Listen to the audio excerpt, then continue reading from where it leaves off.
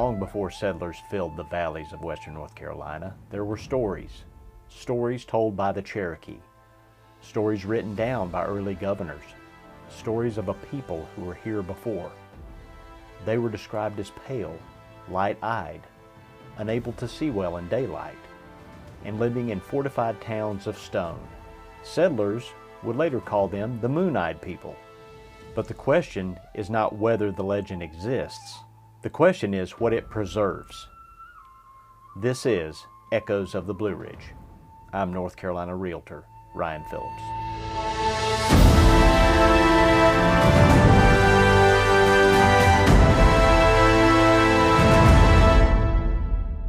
Accounts of a mysterious earlier population appear in multiple early sources.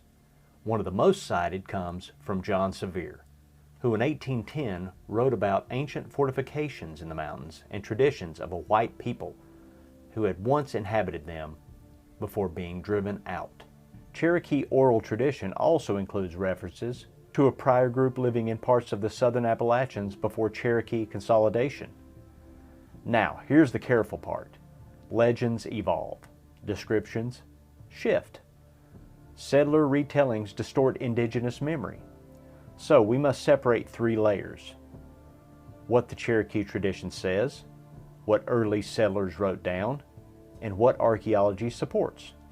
Archaeology confirms that multiple cultural phases existed in the southern Appalachians before the Cherokee political identity emerged. The Pisgah phase, earlier mound-building societies, regional chiefdom networks. We know populations shifted. We know fortified towns were built and later abandoned. We also know alliances and absorptions occurred over centuries. There is no evidence of a lost medieval European colony in the Blue Ridge. But there is evidence of earlier mountain societies whose identities changed over time, and that matters. Now here's where we step carefully. Spanish records from the 1500s describe the Chicka as fierce, independent mountain people. After the destruction of Fort San Juan in the inland Spanish collapse, references to the Chicka fade. They do not reappear clearly in later colonial political structures. It is possible, again possible, that some of the legend of a prior distinct mountain people reflects memory of groups like the Chicka or related societies who were absorbed into later Cherokee identity. Over generations, absorption becomes ancestry. Ancestry becomes story. Story becomes legend. And legend preserves difference long after political names disappear. That does not mean the Moon-Eyed people were medieval Welsh explorers. But it may mean that memory of a pre-consolidation mountain people survived in symbolic form. History erases names. Oral tradition preserves impressions. In the 1800s and early 1900s, some writers attempted to connect the Moon-Eyed people legend to pre-Columbian Welsh explorers.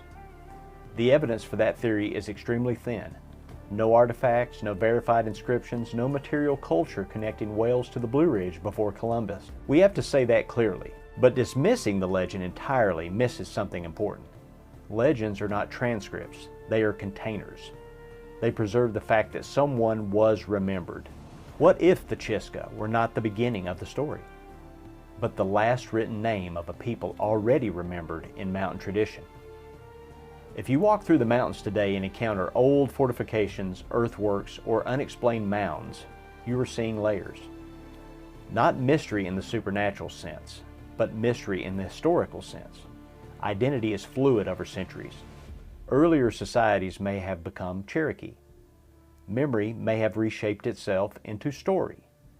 The mountains do not tell us everything plainly, but they do leave outlines. If the Moon-Eyed people were remembered long before the Spanish arrived, and if the Chicka were one of the last recorded names of a mountain people who then vanished from a written record, then perhaps the story did not end in 1568. Perhaps it only changed form. History preserves fragments. Legend preserves memory. And sometimes the space between the two is where the deeper story waits. Next time on Echoes of the Blue Ridge, we step beyond the documents and into narrative, into a reimagining rooted in the mountains themselves, a story inspired by the historical Chicka, a story born from silence in the record, the legend of the Chiskas. Until then, listen carefully. The echoes are still here.